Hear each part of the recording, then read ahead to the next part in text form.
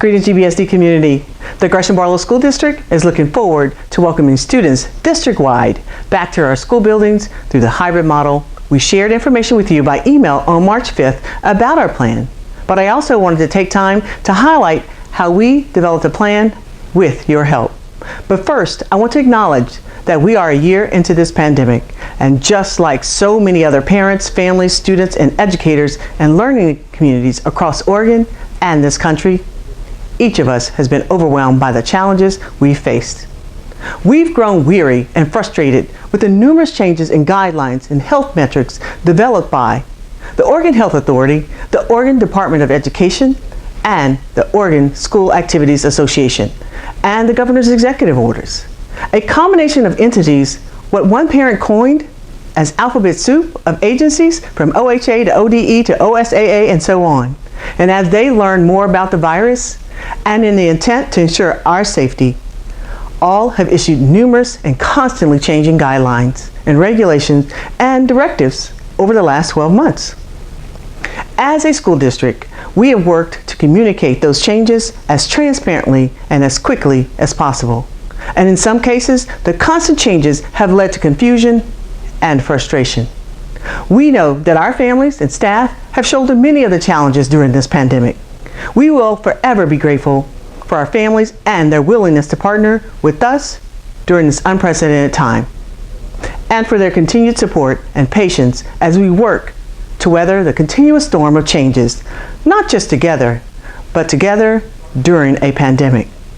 As a school district, we've continuously looked for tools and levers and resources to get students back in schools where they belong, back to a safe learning environment, and to ensure their health and safety of all. At the January 28th board meeting, the school board directed the district to allow time for all staff members to have access to both doses of the COVID-19 vaccine before we could begin our limited in-person instruction, or LIPI as you may know it, to bring back our students. And since then, we've marked several milestones. Last week, our elementary students in specialized programs returned to the classroom. And we've kicked off sports and activities and have had our first round of competitions. This week, we began our limited in-person instruction at the secondary level. Now, we aren't where we want to be, nor are we comfortable with where we are. But to be fair, things are looking brighter for our learning community. While we have learned quite a bit about the virus and have followed the health and safety metrics all along the way, the COVID-19 case rates are trending in the right direction in our region. And we are now in a position to begin bringing back more students in a hybrid format. We are looking ahead, both through a microscope and a telescope. We know that our communities and our state and country will thrive only if each student has a fair and equal chance to gain knowledge, access, opportunities, and the skills necessary to succeed. The district's leadership team collaborated and gathered input from our learning communities of staff, students, parents, and community leaders to design a system that will allow us to gradually and safely bring back our students and staff, while also ensuring that the systems of support for student learning and their mental well-being continuously improves.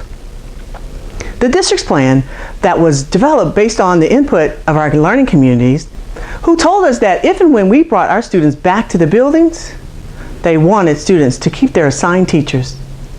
They wanted secondary students to change classes during the instructional day, and they wanted alternatives to having students eat together in their classrooms. They wanted to offer high school students an opportunity to participate in athletics and activities. And they also shared that our students, they needed to continue to receive support for their well-being through the daily advisory check-ins. And we agree. And we acknowledge that any system that we are to implement must continuously adhere to the established safety protocols and the communicable disease communication protocols, as requires ongoing flexibility, adaptability for future tweaks and guidelines, and for the safe and healthy learning environment. Safety is our top priority. In-person learning through a hybrid model will be phased in after spring break.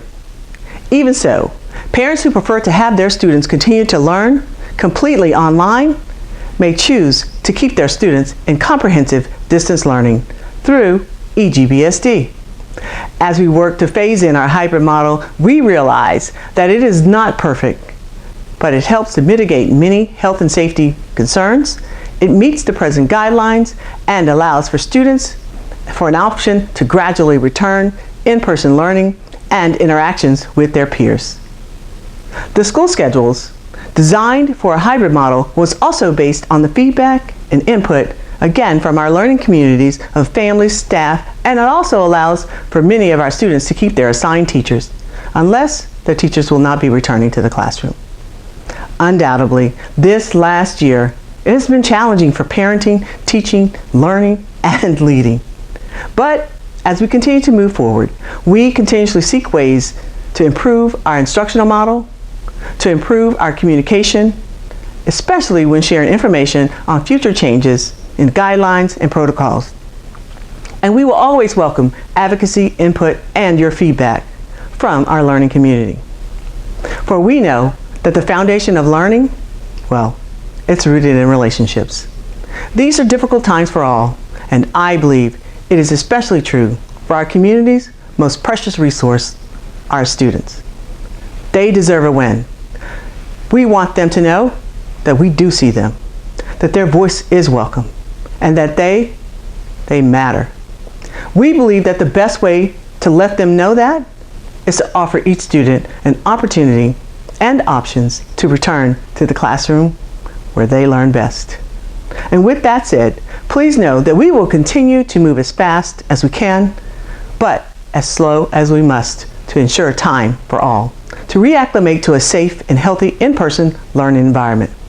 And as always, I know I can speak for the school board and my staff by saying thank you for your patience, your flexibility, and especially your grace throughout this pandemic.